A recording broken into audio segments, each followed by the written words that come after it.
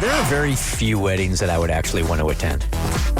Very few people that I'm close enough to that I'm really invested in the wedding. Reception, I'll go every single time. But the wedding itself? The ceremony? The ceremony itself, if you have been to 25 weddings, you guys, 25 weddings, how many of them did you feel like you had to go to out of obligation? And how many you were really excited about it? Oh, I'll go first. That's easy. I wasn't excited about any of them. That's going to be 0 from me. Awkward, because you were at my wedding. I had a great time, though. You buried yourself on that one. I think a majority. I'm like a hopeless romantic, and I love weddings. Even though I waited the longest time to to get married and have my own wedding, I've always even younger bridal magazines and looking at the dresses, and I've always kind of been enamored by weddings. So I've enjoyed a majority of them. Really? Now there were a couple. We sat there and we're like. This ain't gonna last.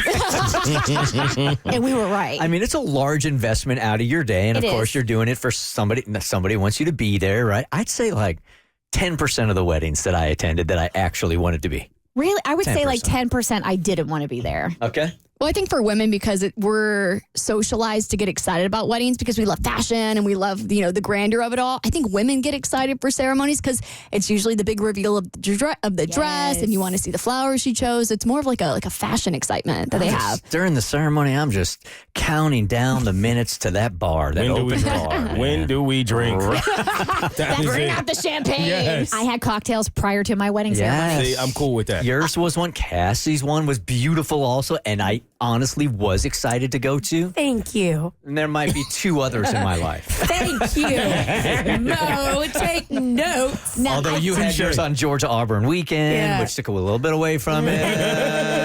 And I'm ribbing on Mo, but to be fair, we barely knew each other. I was new. I was new to the show. So Abby's going to one this weekend. It's a family member. She doesn't even want to go to this wedding. Yeah, I'm the maid of honor in this wedding. And honestly, I was really, really excited about this wedding that I've been a part of facilitating for the last 2 years because, like I said, this is my cousin. I'm the maid of honor. I helped plan the bachelorette party. I helped plan the bridal shower. I did all the things. And we have been gearing up for literally the last 2 years for this big day that is finally coming to a head on Saturday.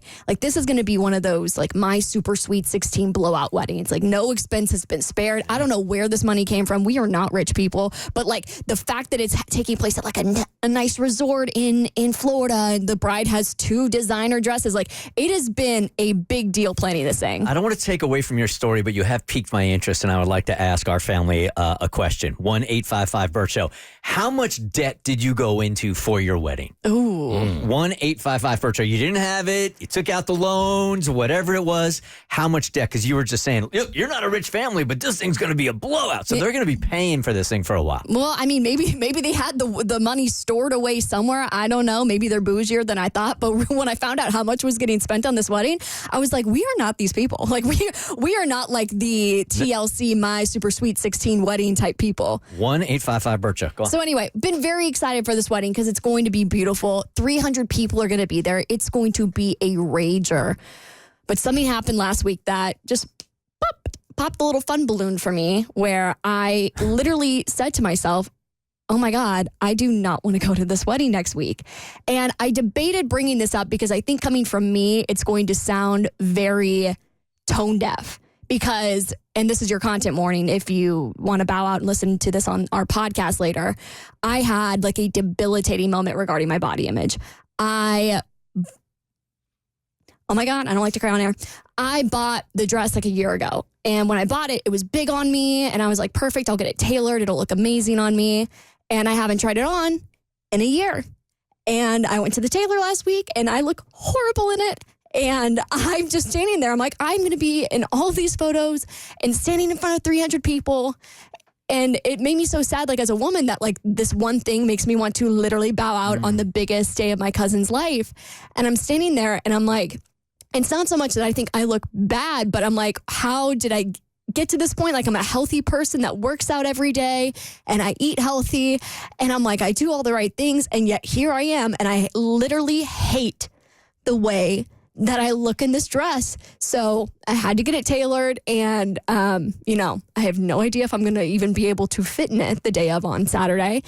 And I was like, I know I'm not the only woman who's ever felt like this or had a moment like this, but I'm like, it was sad for me because I'm like, I feel like I can't talk about it because I'm someone who looks conventionally thin. Right now, I'm like at a size 2, maybe a size 4. And I know for most women, I have like their dream body, like they would love to look like me.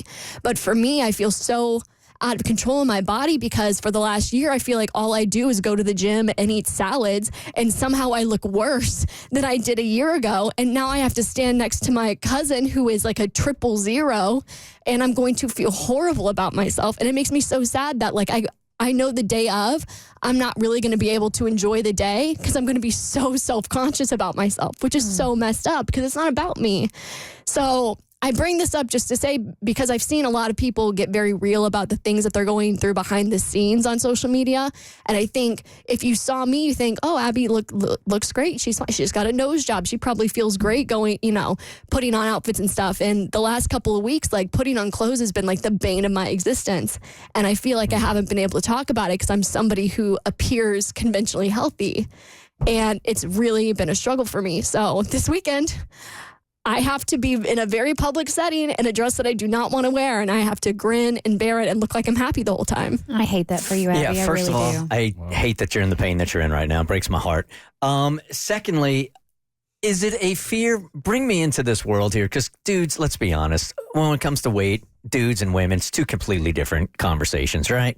It's much deeper for women. So when you're there, are you thinking that people are going to be looking at you, judging you, or it's just that you somehow feel like you failed yourself because you're not fitting into this dress for a year? Where is the real, it's the word insecurity, frustration coming from with you? For me, I don't feel like a failure because I am frustrated because I do live a very healthy life. Like I go to the gym every single day and all I eat is 100 grams of protein. And for me, I'm like frustrated with my body because I feel like I do all the quote unquote right things. And I feel in a way like I'm being punished, which sounds stupid. But I think for women, there's so much praise wrapped up in being beautiful and there's so much shame in being unattractive, quote unquote, that I know I'm going to look at these photos and I'm going to have whatever internalized hate or internalized, I don't think misogyny is the right word, but like I'm going to see myself and think, she looks horrible and therefore she's a failure as a woman, if that makes sense. Do you think that you've talked before about how your family's like really fit and I don't know if it was marathons, but races. Do you think looking at your family and their love of athletic activities has colored this at all for you, coming from a very athletic like family that's focused on movement? No, for me, because I've always been someone who enjoys being active. Like I enjoy going to the gym. I enjoy feeling healthy. But I think if I was being honest with myself, a lot of it is wrapped up in wanting to appear fit and healthy and appear a certain way. And a lot of the insecurity that I'm talking about is coming from the fact that everybody in my family looks very thin and very fit. And I feel like I do all those things too. And I'm going to show up, looking like I'm busting out of this dress, essentially. I just want to say I'm glad you're talking about it because I think I've seen online and I understand that people who are conventionally attractive or fit, like you're talking about, don't feel like they're allowed to talk about their body image because it is the dream body for a lot of people who might be overweight. But I want you to know there are so many other women and girls in your shoes who feel like crap about their bodies. And it's not really a size thing. And you're entitled to feel how you feel about your body. And like Bert said, it breaks my heart for you. But I feel like sometimes the first step to dealing with it is talking about it. And I think you're probably helping a lot of other people who feel like they have to be quiet and suppress that side of themselves and be in pain in private because they're quote unquote conventionally attractive. And that doesn't matter. Like each person's journey is their own. And if you feel the way you feel about your body, you're entitled to feel that way. And I also, I don't want to speak for you, but I feel like there's nothing any of us can say that will help fix it for you. And I hate that because I know we all sit here and think you're just the most beautiful, so funny. You light up the room. Like I'm obsessed. I think you're amazing, but I will say all that stuff. And if you're anything like me, it doesn't matter. And I hate that none of us can fix it for you. You're going to get a plethora of messages today because I guarantee you, and it sucks to even say this, I guarantee you 90% of women are in the same boat as you. Sure. Yeah. Sure. And honestly, I would rather hear that than people in my DMs being like, you're so beautiful. Because like you said, it doesn't matter if I feel like crap about myself. You telling me I'm beautiful really, not, and I hate to say that because I know it's such a nice gesture. It's really going to do absolutely nothing for me, because when I put on that dress and I stand next to some, I think the ideal female body type, and I'm going to stand there and feel like crap about myself, there's nothing I can do but grin and bear it. Susie has a hunch here. Hey, Susie, you're on the Voice Disguiser. What do you have for Abby? Hey there. I was similar to Abby, just super skinny. I had plastic surgery done myself, and it was on my upward section. I don't know what I can say on the radio. And I should have felt really great, but for like the next 6 months to a year, I looked swollen and my pants didn't fit. So I don't know if there's something with anesthesia or your body healing from having surgery afterwards, but I did nothing different. I was living exactly the same, probably eating less because I couldn't even move as much, but I don't know. I'm curious to see if other people that have had, minor cosmetic surgery, if there's something that, impacted their body soon after that made them gain weight or maybe retain water. I don't know what it was. Is that possible? This is definitely something I've struggled with for the last 2 years, and I've done a bunch of tests, and I'm going to do more tests because for me, I'm the kind of person that if there's a problem, I want to fix it. And for me, it feels like a problem. Like the fact that I wake up I like dread waking up because I know I'm going to feel worse about myself the day before because I feel very like out of control in my body. So for me, I just need to figure out what that problem is so I can fix it. God, I hate this. But it's just very inconvenient timing. I'm like, God, I just wish the wedding was a year ago. I would have looked great in the dress, which is so stupid. It's so stupid. If I can give you one piece of advice, and it's not going to fix anything, you talked about your cousin having the ideal female body type, right? And that's what you're standing next to. That's your ideal body type. Mm-hmm. And I'm not discounting it, but people in the audience aren't going to be looking at you thinking that you look like crap or that you shouldn't be up there or that you should be embarrassed. Literally, no one is going to be thinking that except for maybe the judgmental old blue-haired ladies. Nobody cares about them anyway. So when you look at something, and this is something I taught myself, I have what I perceive as the female ideal body type. That is not universal. So remind yourself when you're up there, no one is judging you the way you're judging yourself. It's a mirage. It's a total mirage. Really curious, how do you feel? Forget about how you feel after you look at yourself. Physically, how do you feel? I don't feel good. You don't feel good. I feel like my body doesn't work properly. Like I feel like there's some kind of dysfunction. I don't know if it's like a thyroid thing because I feel like I have no energy, and it just sucks to look at your closet and go, I don't know why, but I can't fit into any of these clothes that I bought, that 6 months speaks ago. volumes to me more than anything else, is that you feel crappy. Yeah. It's not that you feel crappy after you look at yourself, is you got no energy. Those are the things that indicate to anybody that, it's time to go see a doctor. Mm-hmm. You might be doing all the things right, but your there's something going on there.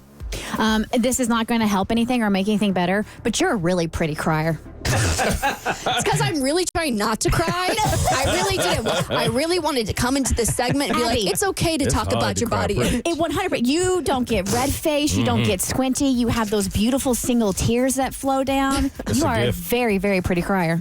You could win a crying pageant. This would be great if it wasn't radio and people could see me. Well, this would be great. Just cry next to the bride at the weekend. There you go. Yeah, sure, they're tears of happiness. Sure they are. When I see the photos, I'll be crying. Stop it. I'm kidding. The Bert Show.